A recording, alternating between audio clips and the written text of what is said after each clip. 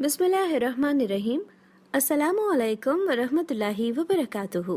منتخب اقتباس یقین کا سفر، تحریر محمد انوار الحق۔ حوالات کی سلاخوں کے پیچھے سے میں اسے نماز پڑھتا دیکھ رہا تھا۔ وہ 25-26 سال کا خوبصورت نوجوان قتل کے مقدمے میں 2 دن پہلے ہی وہاں لایا گیا تھا، جہاں سے چند دن بعد عدالتی کارروائی کے بعد اسے جیل منتقل کیا جانا تھا۔ اس کے خلاف کیس کافی مضبوط تھا، اس لیے گمان غالب تھا کہ 1-2 پیشیوں کے بعد ہی اسے سزائے موت سنا دی جائے گی۔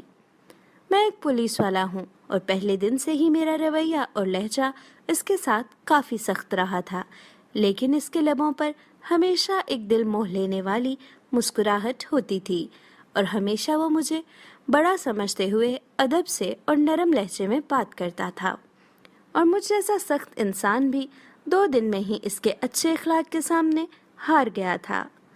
اب وہ سلام پھیرنے کے بعد دعا مانگ رہا تھا۔ میں اسے دیکھتا ہی رہ گیا۔ وہ اس طرح خشوع و خضوع سے دعا مانگ رہا تھا کہ یوں لگتا تھا جیسے وہ جس سے مانگ رہا ہے وہ اس کے بالکل سامنے بیٹھا ہے۔ دعا کے بعد اس کی نظر مجھ پہ پڑی تو اس کے لبوں پر پھر وہی مسکراہٹ نمودار ہوئی۔ وہ اٹھ کر میرے پاس آیا اور ہمیشہ کی طرح میرا حال احوال پوچھا۔ آج خلاف معمول میرا لہجہ کافی نرم تھا۔ باتوں کے دوران میں نے اس سے پوچھا کہ کیا واقعی اس نے قتل جیسا جرم کیا ہے، کیونکہ مجھے اس کی معصومیت سے نہیں لگ رہا تھا کہ وہ قتل جیسا جرم کر سکتا ہے۔ ایک انسان کا قتل پوری انسانیت کا قتل ہے، تو پھر میں ایسا گھناؤنا جرم کیسے کر سکتا ہوں؟ اس نے مسکراتے ہوئے جواب دیا۔ تو پھر میں نے سوالیہ نظروں سے اس کی طرف دیکھا۔ جب اللہ اس دنیا میں کسی کو اختیارات دیتا ہے تو اکثر لوگ بھول جاتے ہیں کہ اختیارات اللہ کی امانت ہیں۔ وہ ان سب کو اپنا کمال اور حق سمجھ بیٹھتے ہیں۔ میرے ساتھ بھی ایسا ہی ہوا۔ ہمارے علاقے کے ایک بااثر انسان نے قتل کر دیا اور اتفاق سے میں وہاں سے چند قدم ہی دور تھا۔ اس نے الزام مجھ پر لگا دیا، جھوٹے گواہ بھی تیار کر لیے گئے اور یہاں لا دیا گیا۔ مجھے دکھ سا ہوا۔ تو تمہارے گھر والوں نے کچھ نہیں کیا؟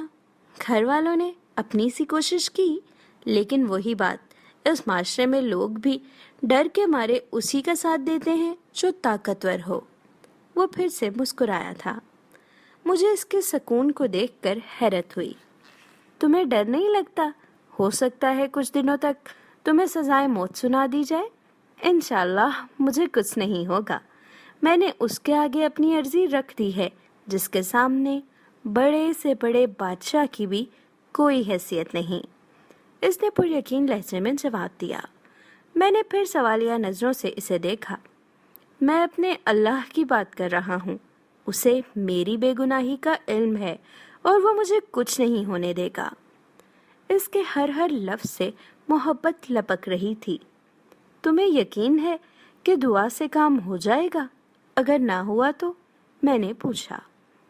جب اس سے مانگا جاتا ہے تو پھر شک میں نہیں پڑتے کہ وہ قبول نہیں کرے گا، بس سب کچھ اس پر چھوڑ کر انتظار کرتے ہیں۔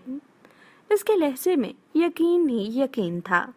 میں بس اس کے چہرے کو تکتا رہ گیا کہ اس سے پہلے اللہ پر اتنا یقین شاید ہی کسی میں دیکھا ہو۔ 3 دن مزید گزر گئے۔ اس دوران اس کے گھر والے بھی اس سے ملنے آئے تھے۔ وہ اپنے والدین کا اکلوتا بیٹا تھا۔ ماں کا رو رو کر برا حال تھا، لیکن اس کے سکون میں کوئی کمی نہیں آئی تھی۔ وہ مسلسل سمجھاتا رہا کہ میں نے اللہ کے سامنے عرضی رکھ دی ہے، اسے پتا ہے میں بے گناہ ہوں، دیکھ لیجیے گا وہ مجھے کچھ نہیں ہونے دے گا۔ میں نے اللہ پر اتنا یقین اس سے پہلے صرف پڑھا ہی تھا، لیکن کبھی نہیں دیکھا تھا۔ میرے دل میں اب اس کے لیے عقیدت کے جذبات پیدا ہونا شروع ہو گئے تھے۔ شاید اللہ کی محبت ہوتی ہی ایسی ہے جو پتھر دل کو بھی پگھلا دیتی ہے۔ اور پھر جب اسے عدالت میں پیش کیا جانا تھا، اس سے 1 دن پہلے ہی عجیب واقعہ ہوا۔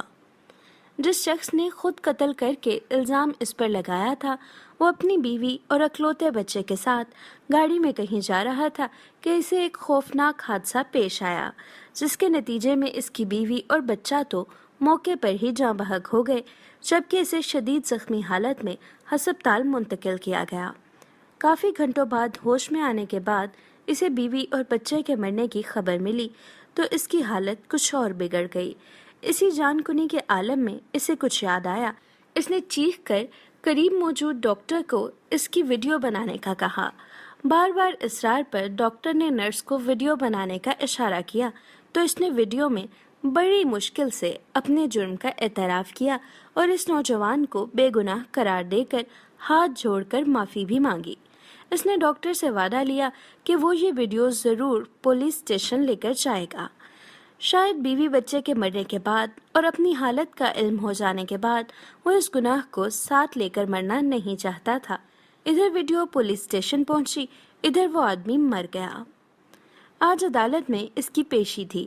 عدالت کے سامنے اس کی بے گناہی کا ناقابل تردید ثبوت ویڈیو کی شکل میں موجود تھا، لہٰذا اسے باعزت بری کر دیا گیا۔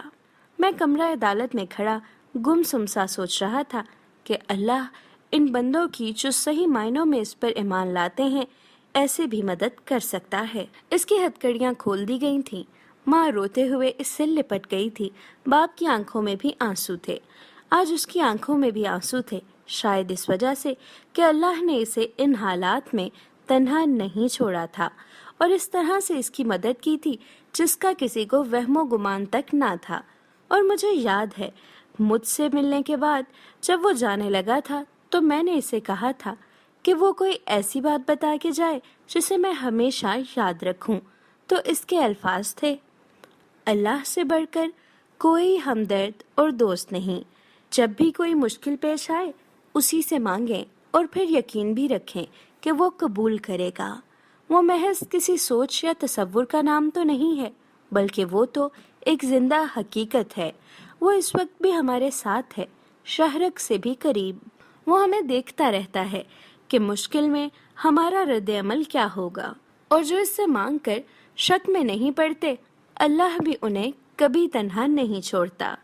ایسے طریقوں سے اس کی مدد کرتا ہے کہ عقل حیران ہو جاتی ہے۔ وہ اب واپس جا رہا تھا اور مجھے یوں محسوس ہو رہا تھا جیسے میں آج ہی مسلمان ہوا ہوں، یا جیسے میں نے آج اپنے اللہ کو پا لیا ہے۔ اگر آپ کو یہ ویڈیو پسند آئی تو اسے لائک اور شیئر ضرور کیجیے اور میرا یوٹیوب چینل سبسکرائب کیجیے۔ ہما شاہد۔